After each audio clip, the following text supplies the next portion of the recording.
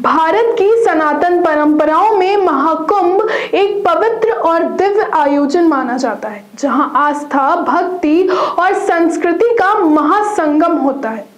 हर 12 वर्षों में आयोजित होने वाला ये महापर्व प्रयागराज, हरिद्वार, उज्जैन और नासिक में बारी बारी से संपन्न होता है। महाकुंभ 2025 का आयोजन प्रयागराज में संपन्न हो चुका है और इसके साथ ही नागा साधुओं का अद्भुत संगम भी समाप्त हुआ।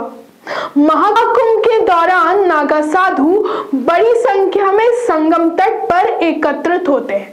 इनका मुख्य उद्देश्य गंगा, यमुना और अदृश्य सरस्वती के संगम में पवित्र स्नान कर आत्मशुद्धि प्राप्त करना और सनातन धर्म की परंपराओं को निभाना होता है।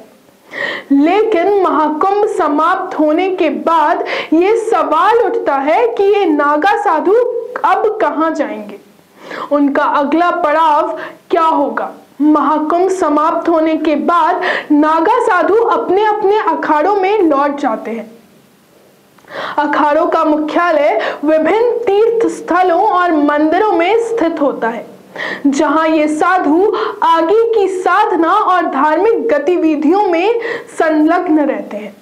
कई नागा साधु हिमालय की कंदराओं और गुफाओं की ओर प्रस्थान करते हैं, जहां वे एकांत में तपस्या और साधना करते हैं। वहीं कुछ साधु देश भर में स्थित प्रमुख मंदिरों और तीर्थ स्थलों की यात्रा पर निकल जाते हैं। इसके अलावा कुछ नागा साधु अन्य धार्मिक मेलों और उत्सवों में भी भाग लेते हैं। हरिद्वार, वाराणसी, उज्जैन और नासिक जैसे धार्मिक स्थलों पर भी इनका प्रवास रहता है। नागा साधुओं की जीवन शैली अत्यंत कठिन होती है। वे गृहस्थ जीवन से पूरी तरह विरक्त होते हैं और केवल सनातन धर्म की साधना में ही अपना जीवन अर्पित कर देते हैं। महाकुंभ के बाद नागा साधु कई धार्मिक यात्राओं पर निकलते हैं।